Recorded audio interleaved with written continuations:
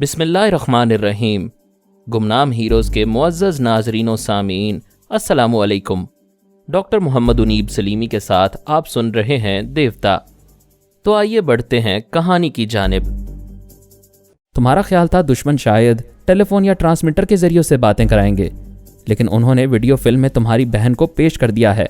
اب بتاؤ حقیقت کیا ہے؟ کوڈ ورڈز کے مطابق وہ تمہاری بہن ہے، لیکن صورت شکل کے اعتبار سے تمہاری وہ بہن نہیں ہے جو مجھ سے ملتی رہی ہے۔ ایک بھائی کے سامنے اس کی بہن کے متعلق اتنی بے غیرتی سے نہ بولو۔ میں نے اپنی بہن کو تمہارے ساتھ اس لیے ڈھیل دی تھی کہ آئندہ چل کر تم مجھ سے شادی کر لو گے۔ بے شک کروں گا، لیکن مجھے حقیقت بتاؤ، تمہاری بہن کون ہے؟ وہی جس سے تمہاری دوستی ہے اور جسے تم اس ویڈیو فلم میں دیکھ چکے ہو۔ کیا بکواس کر رہے ہو؟ وہ دونوں مختلف ہیں، پہلے تم فلم کو دیکھو۔ اس نے خود آگے بڑھ کر وی سی آر اور ٹی وی کو آن کیا۔ تھوڑی دیر بعد ہی سلارا نظر آنے لگی۔ جارج فری مین نے اسے دیکھنے کے بعد ریموٹ کنٹرول کے ذریعے وی سی آر اور ٹی وی کو آف کیا، پھر پوچھا، گوڈاؤنی تم نے کیا دیکھا؟ کیا یہ وہی آواز اور لب و لہجہ نہیں ہے جو میری بہن کا ہے؟ کیا اس کا قد، اس کی جسامت، اس کے حلیے کا انداز بالکل ویسا نہیں ہے؟ ہاں سب کچھ ویسا ہی ہے، لیکن صورت میں نے بدل دی ہے۔ تم جانتے ہو میں ڈاکٹر اور سرجن ہوں۔ میں نے پلاسٹک سرجری کے ذریعے اپنی بہن کے چہرے کو تبدیل کر دیا ہے۔ اس نے بے یقینی سے پوچھا، کیا تم سچ کہہ رہے ہو؟ ہاں، ایک بار ایک بہت ہی حسین لڑکی ہمارے ہاتھ لگی۔ سلارا اسے دیکھتے ہی ضد کرنے لگی کہ میں اس کا چہرہ اس لڑکی کی طرح حسین بنا دوں۔ میں نے اسے سمجھایا، تم کسی سے کم نہیں ہو۔ مسٹر گوڈاؤنی تمہیں چاہتے ہیں اور شاید تمہیں شریک حیات بھی بنانے والے ہیں، لہٰذا چہرہ تبدیل کرو گی تو بڑی گڑبڑ ہو جائے گی۔ ہو سکتا ہے مسٹر گوڈاؤنی کو تم پسند نہ آؤ۔ گوڈاؤنی نے کہا، یہ کیا کہتے ہو بھائی؟ تم تو غضب کے کاریگر نکلے۔ تم نے سلارا کو پہلے سے زیادہ حسین بنا دیا ہے۔ یہ ماسک مین کی قید سے جب بھی واپس آئے گی میں شادی کا اعلان کر دوں گا۔ جارج فری مین وی سی آر اور ٹی وی آن کر کے سلارا کو دیکھنے اور اس کی باتیں سننے لگا۔ دل ہی دل میں سوچنے لگا، بڑی مشکل ہے۔ میں گوڈاؤنی سے صاف نہیں کہہ سکتا کہ وہ اول تو مردوں سے نفرت کرتی ہے، دوم یہ کہ گوڈاؤنی بہت ہی بدصورت آدمی ہے۔ وہ آدمی سے زیادہ بل ڈاگ لگتا ہے، اسی طرح بھونکنے کے انداز میں باتیں کرتا ہے۔ ابھی تو میں نے خوبصورتی سے بات بنا دی ہے، لیکن سلارا جب رہا ہو کر آئے گی تو پھر کیا ہوگا؟ دوسری طرف گوڈاؤنی سوچ رہا تھا، مجھے یقین نہیں آتا کہ یہ وہی سلارا ہے۔ آواز اور لب و لہجہ وہی ہے، قد اور جسامت بھی ویسی ہی ہے، چلنے کا انداز بھی تقریباً ویسا ہی ہے، لیکن صورت دوسری ہے، بالکل نئی چیز لگتی ہے۔ اگر یہ وہی سلارا ہے جو میرے ساتھ وقت گزار چکی ہے تو میں اتنا نادان نہیں ہوں کہ اس سے شادی کروں۔ ہاں، یہ الگ سی بات ہے کہ یہ پہلے سے زیادہ حسین ہو گئی ہے تو میں اس سے دوستی رکھوں۔ وہ دونوں اپنے اپنے دل میں سوچ رہے تھے اور ویڈیو فلم میں سلارا کو دیکھ رہے تھے۔ جب سلارا اپنی گفتگو کے اس حصے تک پہنچی جہاں وہ کہہ رہی تھی، بھائی تم جانتے ہو میں مردوں سے نفرت کرتی رہی ہوں، لیکن یہ دل بڑا بے ایمان ہوتا ہے، اچانک ہی کسی مرد پر آ جاتا ہے۔ میں پارس کی جوان مردی سے متاثر ہو گئی ہوں اور اسے دل و جان سے چاہنے لگی ہوں۔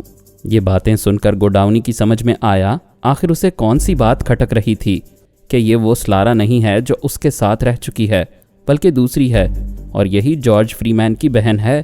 اس کی باتوں سے صاف پتہ چل رہا تھا کہ یہ مردوں سے نفرت کرتی ہے اور زندگی میں پہلی بار پارس کی جوان مردی سے متاثر ہوئی ہے، اور جب پہلی بار پارس سے متاثر ہوئی ہے تو پھر میرے پاس کب آئی تھی؟ جب سلارا نے ماسک مین کی تجویز پیش کر دی تو گوڈاؤنی نے اسکرین کو آف کرنے کے بعد کہا، جارج اب کیا کہتے ہو؟ یہ تو کہتی ہے مردوں سے نفرت کرتی رہی ہے، زندگی میں پہلی بار پارس سے متاثر ہوئی ہے۔ اب بتاؤ تمہارا جھوٹ کھل رہا ہے کہ نہیں؟ گوڈاؤنی، جس کے دماغ میں شبہات جڑ پکڑ لیں وہ عقل کی بات نہیں سمجھ پاتا۔ ذرا اس ویڈیو فلم کو پھر سے چلا کر دیکھو اور سلارا کی باتوں پر غور کرو۔ وہ یہ باتیں دراصل ماسک مین کو سنا رہی ہے کہ وہ پارس سے متاثر ہے اور فرحاد کی ٹیم کا ساتھ دینا چاہتی ہے، لہٰذا ماسک مین سے سمجھوتا نہ ہو تو فوراً فرحاد سے سمجھوتا کر لینا چاہیے۔ اس طرح دونوں بہن بھائی ٹیلی پیتھی کا علم حاصل کر لیں گے۔ بھلا سے مشین ہمارے ہاتھ سے نکل کر فرحاد کے ہاتھ میں چلی جائے، کوئی فرق نہیں پڑتا، ہمیں تو یہ علم آ جائے گا۔ گوڈاؤنی سوچ میں پڑ گیا۔ جارج فری مین نے کہا، ذرا عقل سے کام لو، وہ کہتی ہے کہ مردوں سے نفرت کرتی آئی ہے اور تم خود اس بات کے گواہ ہو کہ وہ تم سے محبت کرتی آئی ہے، لیکن ماسک مین اس بات کو نہیں سمجھتا۔ وہ تو یہی سوچے گا کہ سلارا کے دل کا معاملہ ہے، لہٰذا وہ پارس کی طرف جھکے گی اور فرحاد کا ساتھ دے گی۔ فرحاد اسے کسی طرح بھی ماسک مین کی قید سے نکال لائے گا، جس کے نتیجے میں وہ اپنے آدمی کو بھی ٹیلی پیتھی کا علم نہیں سکھا سکے گا۔ اب تم بتاؤ کہ تم نے ماسک مین کو کیا جواب دیا ہے؟ فرینک سیلر گوڈاؤنی نے کہا، میں نے اسے صاف صاف کہہ دیا ہے کہ اس کے صرف ایک آدمی کو ٹیلی پیتھی کا علم سکھایا جائے گا اور اس کے بدلے سلارا ہمارے حوالے کی جائے گی۔ یہی پیغام سلارا کی باتوں میں پوشیدہ ہے جسے میں نے سمجھ لیا ہے۔ ہم اس کے ایک آدمی کو ٹیلی پیتھی کا علم سکھا کر اسے واپس لا سکتے ہیں۔ گوڈاؤنی نے ایک گہری سانس لے کر کہا، یہ چکر ابھی میری سمجھ میں نہیں آ رہا ہے۔ بہرحال میں اس وقت کا انتظار کروں گا جب سلارا رہا ہو کر یہاں آئے گی۔ سب سے پہلے میں اس سے ملاقات کروں گا اور اپنا شبہ دور کروں گا۔ کوئی بھی شکی مزاج جب عقل سے کام نہ لے تو کسی طرح بھی اپنا شبہ دور نہیں کر سکتا۔ یہ بات ایک موٹی سی عقل میں بھی آئے گی کہ پارس مشکل سے کوئی 16-17 برس کا جوان ہوگا اور میری بہن کی عمر 27 برس ہے۔ گوڈاؤنی چپ چاپ وہاں سے چلا آیا۔ جارج فری مین کی بہت سی باتیں دل کو اور دماغ کو لگ رہی تھیں۔ ان باتوں کو تسلیم کرنے کو جی چاہتا تھا، لیکن پھر سوچنے لگتا تھا، جارج قابل اعتماد نہیں رہا، مجھ سے بڑی بڑی رقمیں لے چکا ہے اور اب تک مشین سے کوئی فائدہ نہیں پہنچا سکا۔ 8 برس گزر چکے ہیں، پتہ نہیں اور وہ مجھے کب تک ٹالتا رہے گا۔ جو شخص مشین کے معاملے میں دھوکہ دیتا آ رہا ہو وہ بہن کے معاملے میں بھی دھوکہ دے سکتا ہے۔ پھر یہ کہ سلارا نے اپنی باتوں میں خفیہ پیغام بھیجا ہے کہ فرحاد سے دوستی کی جا سکتی ہے، پارس اس کا محبوب بن سکتا ہے اور وہ دونوں بہن بھائی ٹیلی پیتھی کا علم حاصل کر سکتے ہیں۔ اگر سلارا کا یہی پیغام ہے تو گوڈاؤنی کو اور زیادہ نقصان پہنچے گا۔ وہ تقریباً $1 کروڑ کے قریب جارج فری مین کو دے چکا ہے، وہ ساری رقم ڈوب جائے گی۔ اگر واقعی اس نے اپنی بہن سلارا کو چھپا رکھا ہے اور اسے اب تک نہیں ملایا ہے تو وہ پارس کے حصے میں چلی جائے گی اور ان بہن بھائی کی حفاظت فرحاد کرے گا۔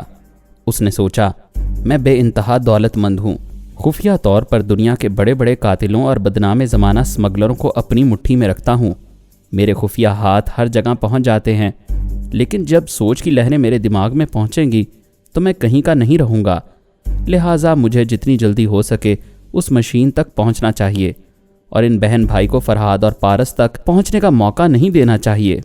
اب ایک نیا کھیل شروع ہو رہا تھا۔ فرینک سیلر گوڈاؤنی 3 طرف سے رسا کشی میں الجھا ہوا تھا۔ ایک طرف جارج فری مین سے دوستی بھی کر رہا تھا اور دشمنی بھی، دوسری طرف اپنے دستے راست کے ذریعے جارج فری مین کے خلاف ایک گینگ بنا کر ماسک مین سے سودا کر رہا تھا، تیسری طرف اس فکر میں تھا کہ جارج فری مین اپنی بہن کی خاطر پارس اور فرحاد سے دوستی نہ کرے۔ حالات بتا رہے تھے کہ وہ بہن بھائی فرحاد کی طرف ہی جھکیں گے۔ وہ مشین تیار کرنے والے اسے جنگل کے کسی خفیہ حصے سے نکال کر خود ہی بابا صاحب کے ادارے میں پہنچائیں گے۔ سلارا نے جس انداز میں پارس سے محبت کا اظہار کیا تھا وہ ماسک مین کو بھی چونکا دینے والا تھا۔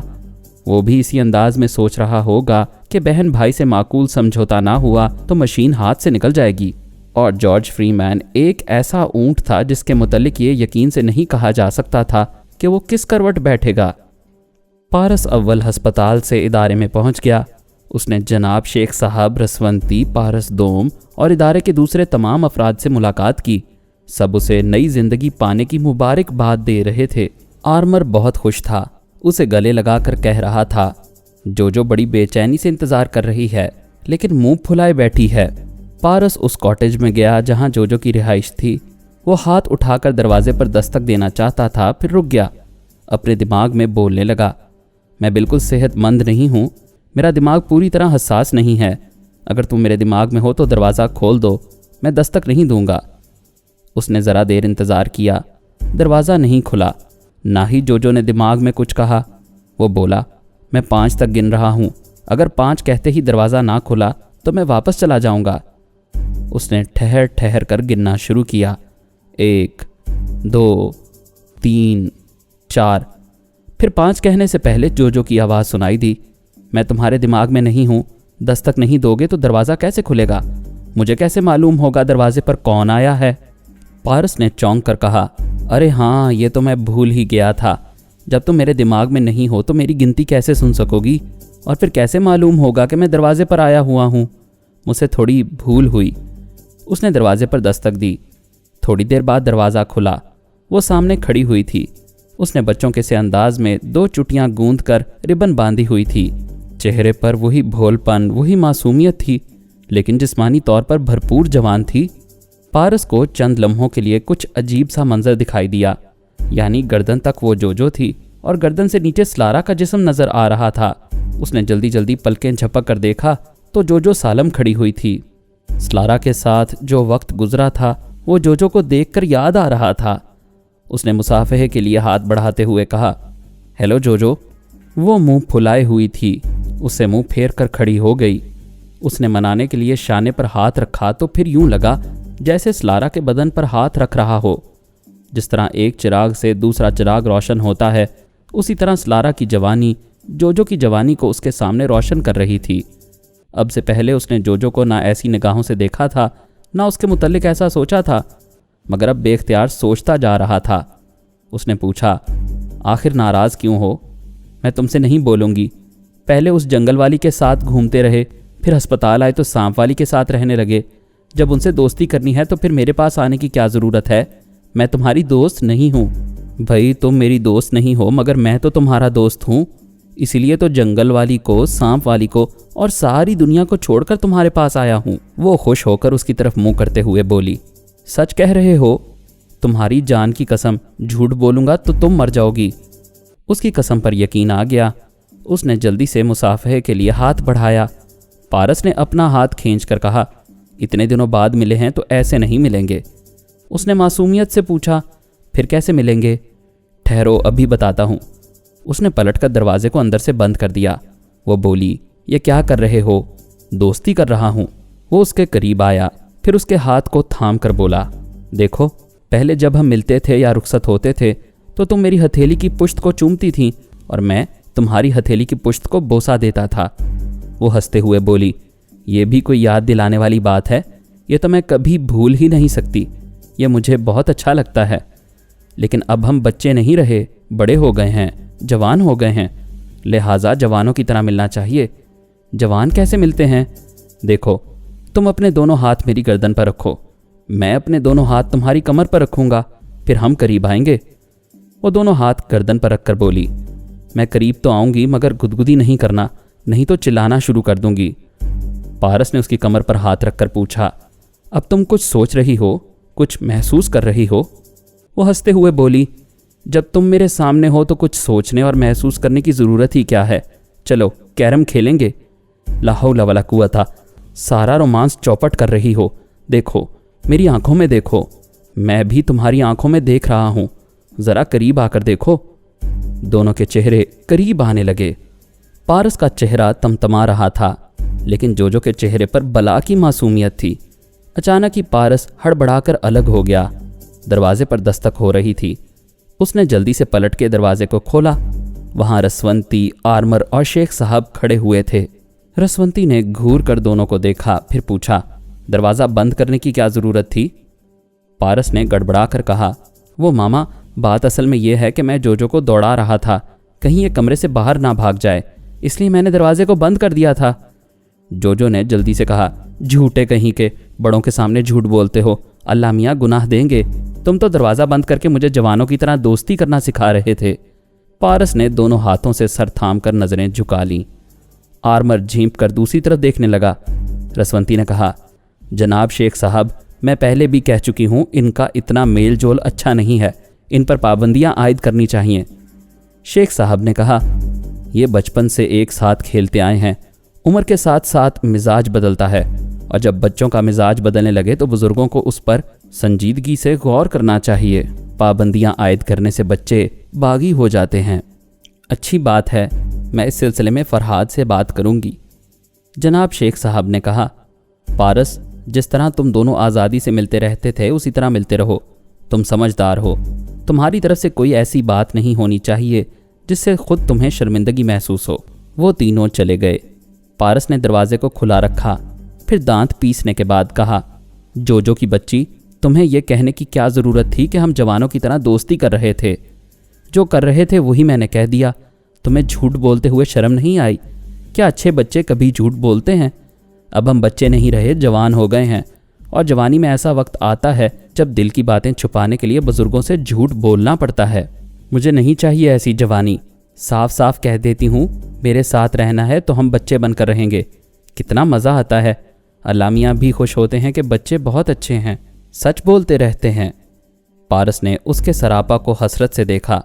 کیا حسن تھا، کیا شباب تھا، لیکن اس حسن و شباب کے کباب میں بچپنا ہڈی بنا ہوا تھا۔ اس نے ذرا آگے بڑھ کر آہستگی سے پوچھا، میں ایک بات کہوں گا مگر وعدہ کرو تم کسی سے نہیں کہو گی۔ میں کسی سے نہیں کہوں گی۔ کیا بات ہے؟ آج میں آدھی رات کو چپ چاپ تمہارے کمرے میں آؤں گا، تم دروازہ کھلا رکھنا یا پھر میرے دماغ میں آتی رہنا۔ سچ؟ کیا تم میرے کمرے میں آؤ گے؟ تمہارے جانے کے بعد میں نے بہت سی کتابیں پڑھی ہیں، نئے نئے کھلونے بھی خریدے ہیں، وہ سب تمہیں دکھاؤں گی۔ چلو یہی صحیح، میں کھلونوں سے کھیلنے آؤں گا، مگر خدا کے لیے کسی سے نہ کہنا۔ ادھر رسونتی نے مجھے مخاطب کرتے ہوئے کہا، فرہاد یہ تمہارا پارس اول تم سے 2 قدم آگے ہی جا رہا ہے۔ میں نے کہا، بھائی میرا بیٹا ہے، اس نے جارج فری مین کی قید سے رہا ہو کر اور جنگلات میں اپنی دلیری، ذہانت اور بھرپور صلاحیتوں کا مظاہرہ کر کے یہ ثابت کر دیا ہے کہ فرہاد پھر سے جوان ہو گیا ہے۔ یہی تو میں کہنے آئی ہوں، وہ بھرپور جوانی کا ثبوت دے رہا ہے، جنگل میں سلارا کے ساتھ منگل مناتا رہا ہے، پھر اس سانپ والی کے عشق میں مبتلا رہا، آج یہاں پہنچتے ہی کمرے کا دروازہ بند کر کے جو کی معصومیت سے کھیلنا چاہتا تھا۔ تم خوامخواہ الزام دے رہی ہو، میں اس کی دشمن نہیں ہوں، میں جانتی ہوں ابھی وہ سوچ کی لہروں کو محسوس نہیں کر سکتا، اس لیے چپ چاپ اس کے دماغ میں موجود تھی۔ جیسے ہی وہ جو کے قریب جانے لگا، میں نے دروازے پر دستک دی اور اسے دروازہ کھولنے پر مجبور کر دیا۔ تم کہتی ہو تو مان لیتا ہوں، وہ جو کے ساتھ ایسا کر سکتا ہے، اس لیے کہ بچپن سے وہ ساتھ کھیلتے رہے ہیں، ایک دوسرے سے گہرا لگاؤ رکھتے ہیں، لیکن اس نے سلارا یا ماریا سے عشق نہیں کیا ہے اور نہ ہی انہیں زیادہ قریب آنے کا موقع دیا ہے۔ تم یہ بات کیسے یقین سے کہہ سکتے ہو؟ تم ابھی پارس کے دماغ میں رہ کر اپنی بات یقین سے کہہ رہی تھی، کیا میں پارس کے دماغ میں رہ کر اس کی پارسائی کو سمجھ نہیں سکتا؟ چلو تم یہ تو تسلیم کرتے ہو کہ وہ جو کے ساتھ حد سے بڑھ رہا ہے۔ اگر وہ حد سے بڑھ رہا ہے تو ہم ان کی شادی کر دیں گے، اور کوئی مسئلہ ہو تو بولو، ورنہ یہ فضول باتیں نہ کرو۔ تمہارا بیٹا پارس دوم زندگی میں پہلی بار ایک لمبے سفر پر روانہ ہو چکا ہے، اس وقت طیارے میں ہوگا، تم اس کی خیریت معلوم کرتی رہو۔ وہ جھنجھلا کر بولی، کیا خاک اس کی خیریت معلوم کروں؟ 2 بار اس کے پاس جا چکی ہوں۔ وہ سانس روک لیتا ہے، پھر کہتا ہے، ماما میں پہلی بار زندگی کے عملی میدان میں آیا ہوں، اور جس مشن پر جا رہا ہوں وہاں مجھے کسی خیال خوانی کرنے والے کی ضرورت نہیں ہے۔ میں نے پوچھا، تمہاری خیریت کیسے معلوم ہوگی؟ اس نے جواب دیا، میں آنٹی آلا بی بی کے آس پاس ہی رہوں گا، آپ ان سے خیریت معلوم کر سکتی ہیں۔ میں نے کہا، جب بیٹا تمہیں آنے سے منع کر رہا ہے تو پھر اس کے پاس نہ جاؤ، اسے پوری خود اعتمادی سے اپنے بل پر کام کرنے دو۔ یہ درست ہے کہ میرے دونوں بیٹوں کو خیال خوانی کرنے والے بزرگوں کی ضرورت نہیں، لیکن کبھی کوئی ایسا مرحلہ بھی آ جاتا ہے جہاں اس کے بغیر کوئی چارہ نہیں ہوتا۔ میں نے سوچ لیا تھا آلا بی بی سے رابطہ قائم کرتا رہوں گا، اس طرح مجھے پارس دوم کے بارے میں بہت کچھ معلوم ہوتا رہے گا، لہٰذا آئندہ جو کچھ ہوتا رہا اور جو کچھ مجھے معلوم ہوا اسے میں ابھی بیان کر رہا ہوں۔ اس بار سپر ماسٹر کو بھی یہ معلوم نہیں تھا کہ مجھ سے حاصل کی ہوئی ٹرانسفارمر مشین کس خفیہ اڈے میں رکھی گئی ہے۔ اس اڈے کا انچارج ایک دوسرا اعلیٰ افسر تھا، وہ انچارج اعلیٰ افسر خود اس اڈے کے اندر نہیں جا سکتا تھا، صرف 2 ایسے میکینک تھے جو وہاں جا سکتے تھے، مشین کو چیک کر سکتے تھے اور اس کی کارکردگی سے متعلق رپورٹ پیش کر سکتے تھے۔ اگر سپر ماسٹر کو اس خفیہ تہہ خانے سے تعلق رکھنے والے افسران کے متعلق کچھ بھی معلوم ہوتا تو اس کے دماغ سے میں معلومات حاصل کر لیتا، چونکہ ایسا نہیں ہو رہا تھا، اسی لیے اس مشین کو ہاتھ سے نکلے کئی برس ہو چکے تھے اور اب تک وہ ہاتھ نہیں آ رہی تھی۔ آلا بی بی نے اپنے خاص آدمیوں کے ساتھ وہاں کئی سال گزارے تھے، اس عرصے میں وہاں کے تمام اہم افسروں پر نظر رکھی تھی، حکومت کے جو اہم عہدیدار اخبارات میں یا ریڈیو کے ذریعے بیانات دیتے تھے ان بیانات کو ریکارڈ کرتی تھی، اخبارات میں چھپنے والی تصاویر تراش کر رکھتی تھی۔ ایسے عہدیدار ٹی وی پر انٹرویو کے لیے یا کسی اور تقریب کے سلسلے میں آتے تو وہ VCR کے ذریعے ان کی ویڈیو فلم تیار کر لیتی، پھر یہ ساری چیزیں ٹیلی پیتھی جاننے والوں تک پہنچاتی اور ہم ان کے دماغوں میں پہنچ کر یہ معلوم کرتے کہ وہ حکومتی عہدیدار حکومت میں ظاہری عہدے رکھنے کے باوجود اور کون سا خفیہ اہم عہدہ سنبھالے ہوئے ہیں۔ اس طریقہ کار پر عمل کرتے ہوئے ہم ایک ایسے سلیکشن آفیسر تک پہنچے جو خفیہ سلیکشن بورڈ کا ممبر تھا۔ خفیہ اڈے کے انچارج اور دوسرے سٹاف کو کئی آزمائشی مرحلوں سے گزارنے کے بعد وہاں کی ڈیوٹی انہیں سونپی جاتی تھی۔ اعلیٰ بی بی نے دور ہی دور سے اس کی نگرانی کرنے کے بعد مجھے بتایا، اس بورڈ کے 2 ممبران اکثر ایک ساتھ دیکھے جاتے تھے۔ یقیناً آپس میں ان کی دوستی ہوگی۔ وہ نہ شراب پیتے ہیں نہ سگریٹ۔ سوچے سمجھے بغیر ان کے دماغ میں پہنچنا مناسب نہیں ہوگا، وہ خطرے کو محسوس کر لیں گے۔ میں نے کہا، جیسا کہ تم جانتی ہو ہم نے اس ٹرانسفارمر مشین کا کیس پارس دوم کے حوالے کیا ہے۔ وہ اس سلسلے میں ٹیلی پیتھی پر انحصار نہیں کرنا چاہتا، اپنے بل بوتے پر کچھ کر گزرے گا، لہٰذا میں اس سلسلے میں اس سے بات کر کے ابھی تمہیں بتاتا ہوں۔ میں پارس دوم کے پاس آیا۔ وہ طیارے میں سفر کر رہا تھا۔ ایک سیٹ پر آرام سے ٹیک لگائے آنکھیں بند کیے سونے کی کوشش کر رہا تھا۔ اس کے آس پاس والی سیٹوں پر کچھ جوان لڑکیاں اور ان کے بوائے فرینڈز بیٹھے ہوئے تھے اور ہنستے کھلکھلاتے جا رہے تھے۔ چونکہ ان کی تہذیب میں گھر اور بازار ایک ہی جگہ ہوتی ہے، وہ کہیں بھی ایک دوسرے سے بغل گیر ہو جاتے ہیں، لہٰذا وہ وہاں بھی یہی تماشے کر رہے تھے۔ میں نے اسے مخاطب کیا۔ اس نے پوچھا، یس پاپا، کیا تم سونا چاہتے ہو؟ کوشش کر رہا ہوں۔ آپ کیسے آ گئے؟ اعلیٰ بی بی 2 ایسے سلیکشن افسران تک پہنچ گئی ہے جو اس خفیہ اڈے کے لیے اہم افسران کا انتخاب کرتے ہیں۔ پارس دوم نے پوچھا، یعنی وہ دونوں سلیکشن آفیسر اس خفیہ اڈے کے بارے میں جانتے ہوں گے؟ یا تو وہ جانتے ہوں گے یا پھر ان افسران کا نام اور پتہ ضرور معلوم ہوگا جو اس خفیہ اڈے کے انچارج ہیں۔ میرا اپنا طریقہ کار تم جانتے ہو، وہ سلیکشن آفیسر سگریٹ اور شراب نہیں پیتے، لہٰذا انہیں زخمی کر کے یا انہیں اعصابی کمزوری میں مبتلا کر کے ان کے دماغوں تک پہنچ سکتا ہوں اور بہت کچھ معلوم کر سکتا ہوں۔ لیکن چونکہ یہ کیس تمہارے ہاتھ میں ہے، اسی لیے پوچھنے آیا ہوں کہ تم کیا چاہتے ہو۔ کل میں وہاں پہنچنے والا ہوں، آنٹی سے کہہ دیجئے کہ ان 2 افسران کو اغوا کر کے کسی خفیہ جگہ لے آئیں۔ میں ٹیلی پیتھی کے بغیر ان سے اس اڈے کے متعلق سب کچھ اگلوا لوں گا۔ وہ سونے کی کوشش کر رہا تھا۔ میں وہاں سے چلا آیا، لیکن وہ سو نہ سکا، اسی طرح آنکھیں بند کیے پڑا ہوا تھا۔ اچانک اپنے قریب خوشبو محسوس کی۔ فوراً آنکھ کھول کر دیکھا تو ایک لڑکی اس پر جھکی ہوئی تھی، مسکرا کر کہہ رہی تھی، کیا سو رہے ہو؟ لڑکی اچھی خاصی تھی، خود آئی تھی، ایسے میں اپنی خوب روئی اور خوش قسمتی کا یقین ہو جاتا ہے۔ بے اختیار مسکراہٹ ہونٹوں پر آتی ہے۔ لیکن پارس نے ناگواری سے کہا، جب کوئی آنکھیں بند کر کے سو رہا ہو تو اس کے پاس آ کر یہ احمقانہ سوال نہیں کرنا چاہیے۔ لڑکی کو اس کی ناگواری بری لگی۔ اس نے جبراً مسکراتے ہوئے کہا، میں جانتی ہوں تم سو نہیں رہے، جاگ رہے ہو۔ جب تم جانتی تھی کہ میں جاگ رہا ہوں تو پھر یہ پوچھنے کی کیا ضرورت تھی کہ میں سو رہا ہوں؟ وہ اس بات پر کچھ لاجواب سی ہو گئی، پھر جھنجھلا کر بولی، تم بہت بد مزاج ہو۔ میں اپنی سیٹ سے اٹھ کر خود تمہارے پاس آئی ہوں، تمہیں خوش اخلاقی کا مظاہرہ کرنا چاہیے، لیکن تم تو نہایت ہی بد اخلاق اور بدتمیز ہو۔ رات کے 2 بجے کسی کو نیند سے جگانا خوش اخلاقی ہے تو مجھے بد اخلاقی رہنے دو۔ وہ اس پر جھکی ہوئی تھی، غصے میں سیدھی کھڑی ہو گئی، پھر پاؤں پٹکتی ہوئی اپنی سیٹ پر آ کر بیٹھ گئی۔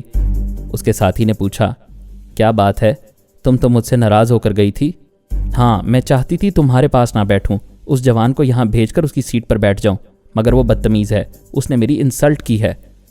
اس کے ساتھی نے گھور کر ذرا دور بیٹھے ہوئے پارس کی طرف دیکھا، پھر پوچھا، اس نے کیا بدتمیزی کی ہے؟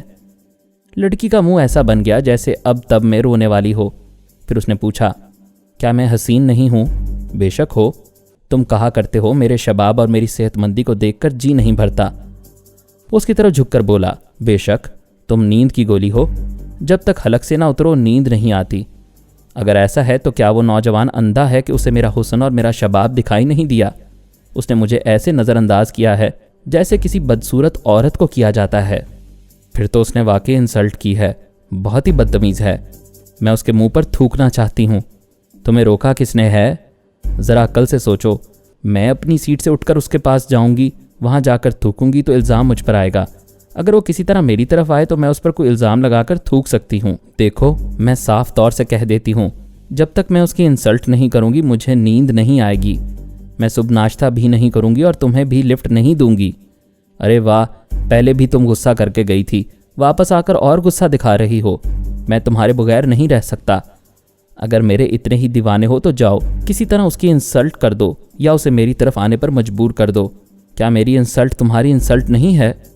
اس نے حسرت سے اس لڑکی کے حسین چہرے اور گلابی ہونٹوں کو دیکھا، پھر سرد آہ بھر کے بولا، مجھے جانا ہی ہوگا۔ وہ اپنی جگہ سے اٹھ کر پارس کے پاس آیا، پھر اس کے شانے پر ہاتھ مار کر بولا، اے مسٹر اٹھو، پارس اس آرام دہ سیٹ پر آدھا بیٹھا اور آدھا لیٹا ہوا تھا۔ اس کے ہاتھ مارنے سے سیدھا ہو کر بیٹھ گیا۔ اس کی آنکھوں پر سیاہ اینک تھی تاکہ طیارے میں جو ہلکی سی روشنی ہو وہ بھی اس کی آنکھوں میں نہ چبھے اور وہ آرام سے سوتا رہے، لیکن اسے سونے نہیں دیا جا رہا تھا۔ اس نے پوچھا، بھائی کون ہو، کیا چاہتے ہو؟ وہ آنے والا اس پر جھک گیا، پھر آہستگی سے بولا، تم نے میری گرل فرینڈ کی انسلٹ کی ہے۔ پارس ایک اندھے کی طرح ہاتھ سے ٹٹول کر اسے چھوتے ہوئے بولا، کیا تم اس لڑکی کی بات کر رہے ہو جو تھوڑی دیر پہلے آئی تھی؟ آنے والے نے حیرانی سے پارس کے اس انداز کو دیکھا، پھر اس کا ہاتھ پکڑ کر پوچھا، کیا تمہیں دکھائی نہیں دیتا؟ اس نے ایک سرد آہ بھری، دوسرے ہاتھ سے سیاہ اینک کو اتار کر اپنی آنکھیں دکھائیں۔ اس نے اپنی دونوں پتلیاں اوپر چڑھا لی تھیں، سفید دیدے دکھائی دے رہے تھے۔ وہ کہہ رہا تھا، میں بینائی سے مرحوم ہوں، میری سمجھ میں نہیں آتا میں نے اس لڑکی کی کس طرح انسلٹ کی ہے۔ اس شخص نے اس کے ہاتھ کو تھپ تھپاتے اور ہنستے ہوئے کہا، دوست میں سمجھ گیا، میری گرل فرینڈ کو مغالطہ ہوا تھا۔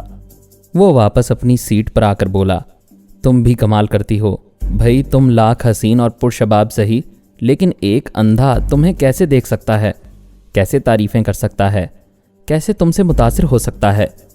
اس لڑکی نے چونک کر پوچھا، کیا وہ اندھا ہے؟ ہاں، اس کی دونوں پتلیاں اوپر چڑھی ہوئی ہیں، اس عیب کو چھپانے کے لیے وہ سیاہ اینک پہنتا ہے۔ وہ سوچ میں پڑ گئی۔ اس نے سیاہ اینک کے پیچھے پارس کی آنکھیں نہیں دیکھی تھیں، لیکن یقین کرنے کو جی نہیں چاہ رہا تھا کہ اتنا خوبرو جوان اندھا ہوگا اور وہ ایسے انداز میں باتیں کرے گا جیسے اندھا نہ ہو۔ اسے یقین نہیں آ رہا تھا، لیکن اپنے دوست کے کہنے پر یقین کر رہی تھی۔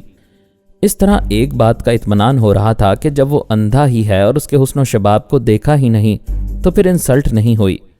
اس نے دور بیٹھے ہوئے پارس کو دیکھا جو پوری طرح نظر نہیں آ رہا تھا، پھر وہ سیٹ کی پشت سے ٹیک لگا کر آنکھیں بند کر کے بڑے دکھ سے سوچنے لگی، کاش اسے تھوڑی دیر کے لیے آنکھیں مل جاتیں اور وہ میرے حسن و شباب کو دیکھ لیتا تو مجھ پر ہزار جان سے مر مٹتا۔ جن عورتوں کو اپنے حسن و شباب پر ناز ہوتا ہے وہ کسی طرح مطمئن نہیں ہوتی، خواہ ساری دنیا تعریفیں کرتی رہے۔ وہ چاہتی ہیں اندھوں کے سامنے سے بھی گزریں تو وہ دل تھام کر رہ جائیں۔ دوسری صبح اس حسینہ کے دماغ کو ایک زبردست جھٹکا پہنچا۔ پچھلی رات سے زیادہ توہین کا احساس ہوا کیونکہ پارس نے سیاہ اینک نہیں پہنی تھی۔ دور ہی سے اس کی صاف، چمکیلی اور پرکشش آنکھیں دکھائی دے رہی تھیں۔ وہ اپنی جگہ سے اٹھ کر ٹوائلٹ کی طرف جا رہا تھا۔ اس نے غصے سے اپنے ساتھی کو جھنجھوڑ کر کہا، دیکھ لیا تم نے؟ اس نے ہم دونوں کو الو بنایا تھا، اندھا نہیں ہے، وہ دیکھو جا رہا ہے۔ وہ شخص غصے سے اٹھ کر ٹوائلٹ کی طرف آیا، پھر پارس کے کاندھے پر ہاتھ مار کر بولا، ہیلو مسٹر، تم تو اندھے تھے؟ اس نے جواب دیا، خدا کا شکر ہے اس نے مجھے دیکھنے کے لیے آنکھیں دی ہیں۔ اس کا مطلب ہے تم ہمیں الو بنا رہے تھے۔ تم کچھ بھی سمجھ سکتے ہو، میرے لیے آرام سے سونے کا یہی ایک راستہ تھا۔ میں تمہیں ہمیشہ کے لیے سلا سکتا ہوں، یہ میرے بازو دیکھ رہے ہو؟ اس نے مٹھی بند کر کے اپنی مضبوط کلائی اور ایک بازو کی مچھلی ابھار کر دکھائی۔ پارس سہم کر پیچھے ہٹ گیا۔ ایک سٹوورڈ سے بولا، دیکھو یہ صاحب مجھے مارنے کی دھمکی دے رہے ہیں، میں کوئی جھگڑا کرنے والا آدمی نہیں ہوں، بس ایک سیدھا سادہ سا مسافر ہوں۔ سٹوورڈ نے اس کی بازو کی ابھری ہوئی مچھلی دیکھ کر کہا، مسٹر یہ غلط ہے، تھوڑی دیر کا سفر ہوتا ہے، آپ لوگوں کو میل محبت سے رہنا چاہیے، پلیز آپ ایسا نہ کریں۔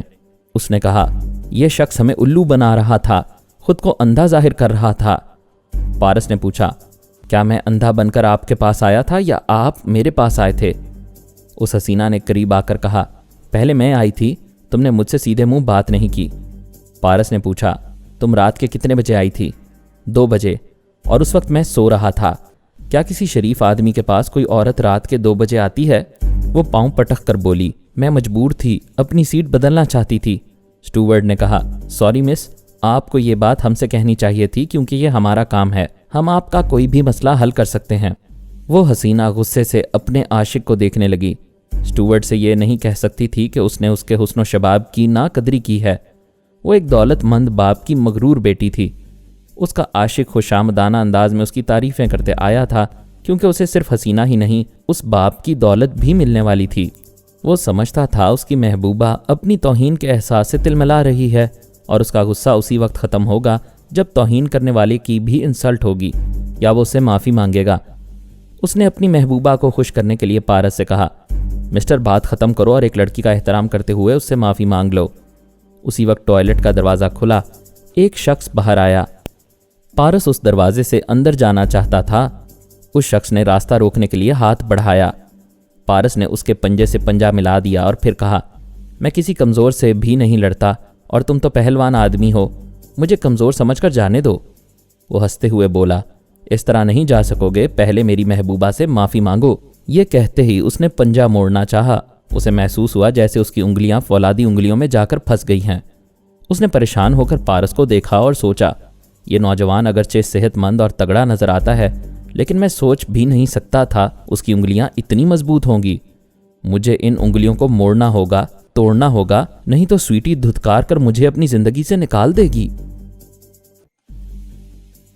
مزید اقساط سننے کے لیے ہمارے چینل کا سبسکرائبر بنیں اور ساتھ ہی بیل آئیکن کو کلک کریں تاکہ آپ کو ہر آنے والی نئی ویڈیو کی نوٹیفیکیشن ملتی رہے۔ ہماری ویڈیوز کو لائک اور شیئر کریں اور ہمیں اپنی دعاؤں میں یاد رکھیے گا۔ ISI اور پاک آرمی زندہ باد، پاکستان پائندہ باد۔ ہم پھر ملیں گے انشاءاللہ ایک نئی قسط کے ساتھ۔ تب تک کے لیے اللہ حافظ۔